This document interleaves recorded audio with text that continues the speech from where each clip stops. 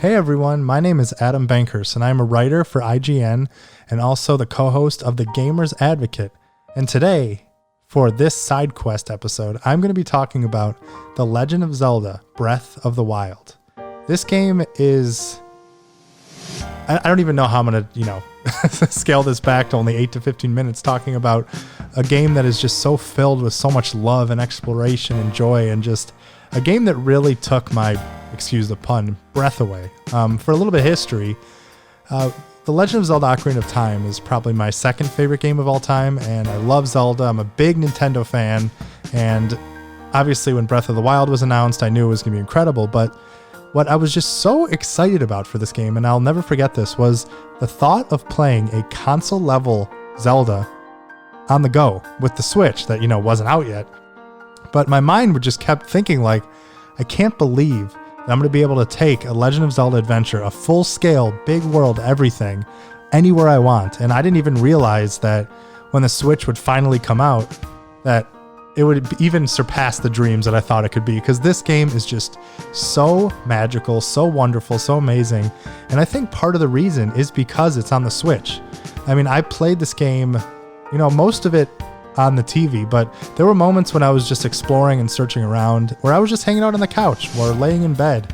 And every once in a while I would just sit there and just be in shock that I was actually doing this. And it was an amazing experience that went hand in hand with a game that is just so far and beyond an incredible experience that I can't even really give it enough credit. But I'm going to try. So come with me and let's talk about Breath of the Wild and what makes this game so special besides the obvious. It's a Zelda, it's a Nintendo game, it's amazing. But I think the first thing that comes to mind when I think of Breath of the Wild is the sense of exploration, is the sense of you being on an adventure that you are really undertaking yourself. So, in games like Assassin's Creed or any other Ubisoft game or a lot of these other big open world RPGs, you have these waypoints.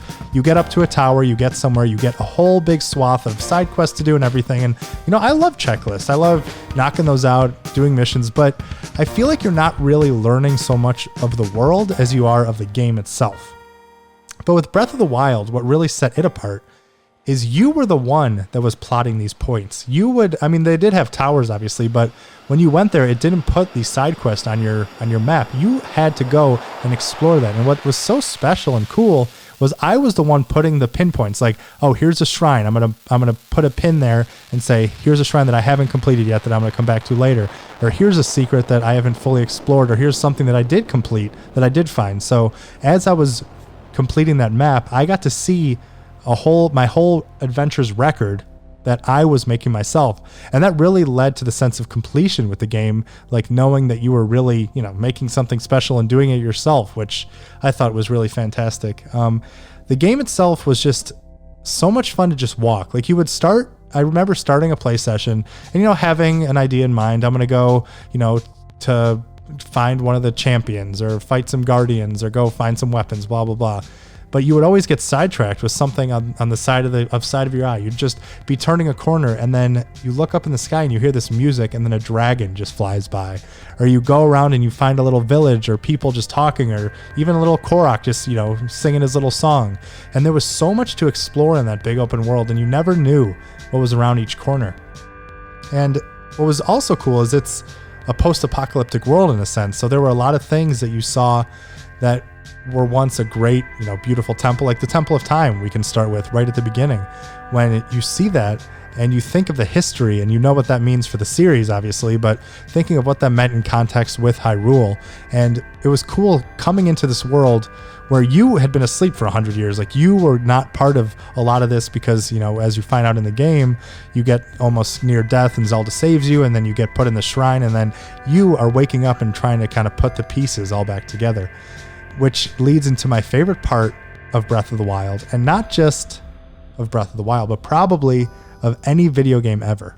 And this is the memories, which I pray that the memories come back in some form in Breath of the Wild too, because this was such a brilliant idea where you would just get a picture, literally just a picture of a bush or a tree or, some water or something. And you would have to go there and then you would find more about the history of Hyrule, of Zelda, of how she met the champions, of all this kind of stuff.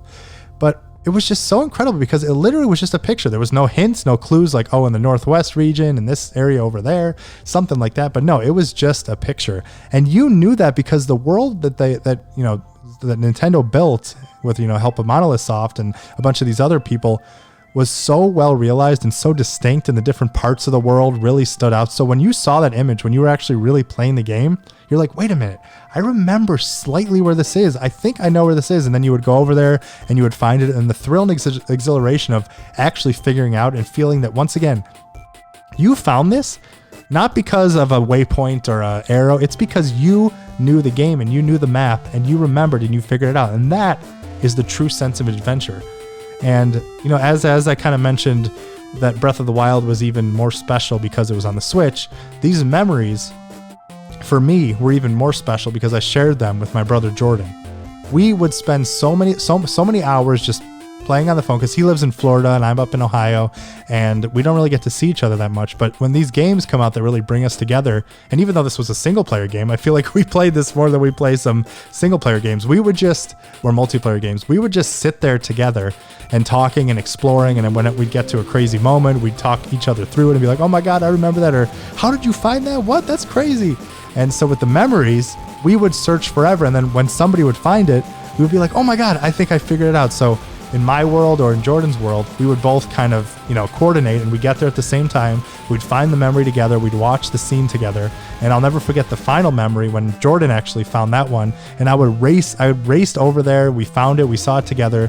And we just completed that together in a single player game. And it was unlike anything I've ever experienced before. And I really can't thank Nintendo enough, because not only did they make an incredible video game moment, they created an incredible moment that bonded me and my brother even closer. And I just love that feeling of discovery and knowing that you found this because of something you did. It was amazing. So I cannot say enough good things about this game. And a few of the other really big things that stuck out to me in Breath of the Wild were, first of all, I loved using Rivali's Gale. Once you got like those powers, it really opened up the world and really kind of gave that slight Metroidvania type feel where you can get to different areas, and then using it in conjunction with the parachute and all this stuff, the sense of exploration and movement was made so much better by some of these things that Nintendo gave you, some of the tools that they did. But they were all like little things that, even people may not ever see in this game if you don't really explore. I mean, I did pretty much everything in this game except, I'm sorry to say, find all 900 some Korok seeds, because that's just insane, and the reward is just, nothing too spectacular. But exploring this world really led to some of the best moments, like buying and upgrading a house. Such a small thing, but I'm a big fan of, buying property and upgrading things and games in general. And this kind of gave you that sense of a place to always come back to. I would put some of the weapons, like Champion's weapons that I found, and put them in my house. And it was kind of just, once again, a record of my adventures. And just have that feeling of upgrading your home and just doing something together, which led into probably one of my other favorite parts of this game. There's a lot of favorite parts. Let's get that out of the way. But one of my other favorite parts, which is Terrytown. That was such a special thing because you were literally helping a town come together, and you saw adventurers all from around Hyrule come and move in, and you would do favors for people and get materials and find stuff, and you would upgrade that. And once again, that was because you were making a difference and you were making this happen. And that was just such a rewarding thing, because like I said, I love the feeling of growth and upgrading and the property management, which is why I'm really excited for Assassin's Creed Valhalla, because hopefully it has a lot of that. But there's something special about building something and seeing it grow. And that's just kind of what Breath of the Wild is all about, is these little moments that start out as something small and special, but then they blossom and just become so much more than you could ever hope they would be. And there were so many other little moments, I loved. I'm trying to think, off the top of my head. Well, I mentioned before seeing the dragon, but the first one, when you get up to the Mount Lanairu and you see Nidra kind of hanging out there, and she's clearly under the influence of Calamity Ganon. And you have to go flying and knock a scale off, and you're like, how am I going to destroy this thing, or what am I going to do? And just figuring out those crazy things of going down this snowy mountain and figuring everything out, finding the great Deku tree in the Lost Woods and getting the Master Sword. And I do kind of want to hit on the weapon degradation, because I know it's a big contentious thing for people. And while it did get annoying, I really kind of admired that they made that decision, because it really did make me try different weapons. It made me like get out of my comfort zone, which is a lot of what Breath of the Wild is. They don't really give you a lot of these things that let you ease into the game or take it out. It's really a lot on you to make things happen, which I loved, and that Nintendo kind of was confident in the player in making that happen. And sure, it got a bit annoying when there's a weapon you liked, or especially the Master Sword. I really didn't like how it didn't, break, but it kind of needed to recharge. And even after the DLC came out and you can do the Trial of the Sword and make it even more powerful, it still broke. And that was the one thing that really got to me, because I'm like, you get this super weapon, this Master Sword, but it still kind of breaks. But you know what? That's neither here nor there, because everything else was just so pure, so wonderful, and I loved it. Oh my God, Eventide Island. How could I forget about that? That's another, slight different trope in gaming where they kind of just take everything away from you and say, hey, why don't you try and go survive? They recently did this in Animal Crossing New Horizon with the May Day event. But what I loved about Eventide Island is, you get so used to using your weapons and your powers and your armor and feeling that you are kind of in control of the game. And then there's moments like in the Eventide moment in Breath of the Wild where you lose all that and you have to kind of relive and relearn everything, and you're experiencing it kind of fresh for the first time with a game you've been playing for hours and hours and hours. And I think that's another special thing where that sense of discovery and exploration is it's simply unmatched. It's simply unmatched in Breath of the Wild, and I think it does that so incredibly well. We did get the announcement that Breath of the Wild 2 is on its way. I was hoping it'd be this year, but with everything going on, I'm not super confident, but I'm really hoping that it's going to release maybe next March in that time frame, kind of maybe an anniversary for the 4-year anniversary of the Switch, and maybe have it released in March alongside a Switch Pro. I think that would just be freaking fantastic.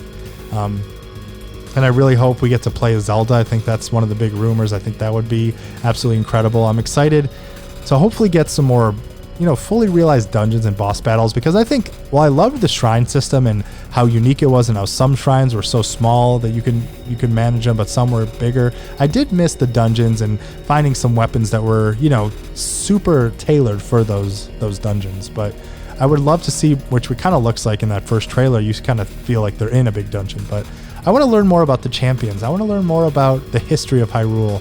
I would love more memories to kind of learn more about everything. And even if we don't get memories, maybe there's some type of thing where we can still search for these hidden treasures or do something to make the memories back. But really, I just want the sense of exploration to continue. And that's what I'm really, really hoping for, and really looking forward to jumping back in, because no game has given me this feeling, this incredible feeling of exploration, of reward, of diverse regions, of different areas, of the slight changes in music, of things happening. It's something truly special, and I really cannot thank Nintendo enough for giving the world this special masterpiece, because it was more than a game for me. It was a realization of what the Switch could be, which I think it's safe to say is probably my favorite console of all time.